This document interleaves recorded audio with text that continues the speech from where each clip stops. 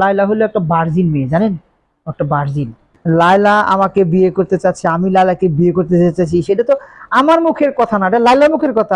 4 বছরই নাকি ওই লায়লা খাটে শুইছে আর মামুন ফুলরে শুইছে। পরে যে মামার সাথে বিয়ে হয়েছে, মামার সাথে জামাই নামের সাপোর্টই ছিল। ওর সাথে ওই যে আছে না স্বামী স্ত্রী যে ইটা, ওইটা হয় নাই। আরো 10টা বিয়ে হয়, তারপরে মনে করবো ও ভার্জিন, আমার কাছে ভার্জিন। এই সব কিছু লায়লা, এই যে বেশ লায়লা কিনে দিছে, এই যে সানগ্লাস লায়লা কিনে দিছে, এই যে ঘড়ি, এই যে লায়লা কিনে দিছে। দেখেন, আমি আপনার একটা যে বিষয় বুঝি না, আমি একজনকে ভালোবাসি, তার নামে এই যে ধর্ষণ মামলা, তারপরে এই যে কি বলে এই এক্স বয়ফ্রেন্ড, এগুলো বলার মানে কি? আমার খারাপ লাগে না, আমার কষ্ট লাগে তো। লাইলাটা ভালোবাসি, লাইলার সাথে লাইলা নামে যে কোনো উল্টাপাল্টা কথা বললে আমার মাথা ঠিক থাকে না। লাইলা হলো একটা ভার্জিন মেয়ে, জানেন? একটা ভার্জিন। দেখুন, বিয়ে হলে যে মানুষ মানে ভার্জিন ভেঙে যায় এমন কোনো কথা না। তার আগে বিয়ে হয়েছিল, ওটা হইতেই পারে স্বাভাবিক। পরে যে মামার সাথে বিয়ে হয়েছে, মামার সাথে জামাই নামের সাপোর্টই ছিল। ওর সাথে ওই যে আছে না স্বামী স্ত্রী যে ইটা, ওইটা হয় নাই। না, সেটা না মামুন হিজড়া, সেটা বলবো না, সেটা ও নিজেই জানে। মানে দেয় নাই আর কি, লাইলা ওই চান্সটা দেয় নাই। আমি যতটুকু শুনেছি যে 4 বছর বিয়ে হয়েছে, 4 বছরের মধ্যে 4 বছরই নাকি ওই লাইলা খাটে শুইছে আর মামুন ফুলরে শুইছে। এটা সম্পূর্ণ সত্য আছে, কারণ এই কথাটা লাইলা বলছে, আর লাইলার আমি খুব বিশ্বাস করি।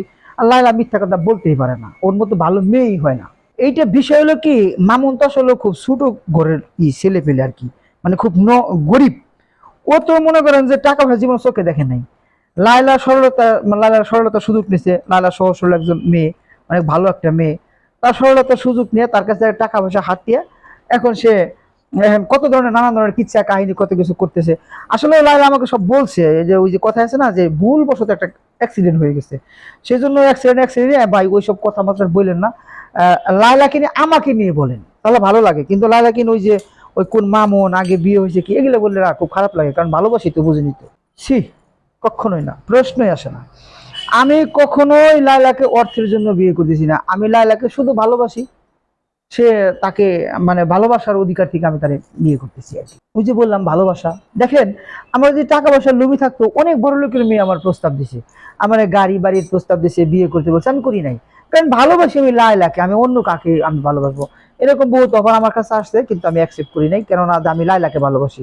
আর লাইলার টাকা পয়সা ধন সম্পত্তি থেকে আমার কোনো লোভ নেই, অথচ লাইলা যা বলবে আমি তাই শুনবো। আর ওই যে অন্যান্য বললেন যে আগে বিয়ে হয়েছে, মেয়ে মেয়ে আছে, কেন ভাই? একটা সমাজে একটা মানুষের 2-3টা বিয়ে হইতে পারে না? 2-3টা 4-5টা বিয়ে হয়, কিন্তু অর্থ মাত্র সামান্য একটা বিয়ে হয়েছে। একটা বিয়ে করে ও যদি আরো 10টা বিয়ে হয়, তারপরে মনে করবো ও ভার্জিন, আমার কাছে ভার্জিন। হাসাইলেন, শুনেন। লায়লা আমাকে বিয়ে করতে চাচ্ছে, আমি লায়লাকে বিয়ে করতে চাচ্ছি, সেটা তো আমার মুখের কথা না, এটা লায়লার মুখের কথা। আসলে আমি একা বলবো কেন?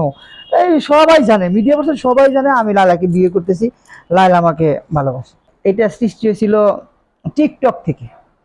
ও যখন সর্বপ্রথম টিকটক করে তখন আমি ওরা দেখতাম। এক পর্যায়ে দেখতে দেখতে দেখতে তার প্রেমে পড়ে যাই, তারপরে তার সাথে মিট করি, কথা বলি, সে সবকিছু ঠিকঠাক ছিল। কোত্থেকে যেন এই যে বানর আইসিয়া মাঝখানে এসে দেওয়াল একটা সৃষ্টি করে দিল, কি করলো না করলো। ওই যে ওই কি, ওই যে জেলে গেছে, নাপিত নাপিত নাইতে সেলুন দিছে।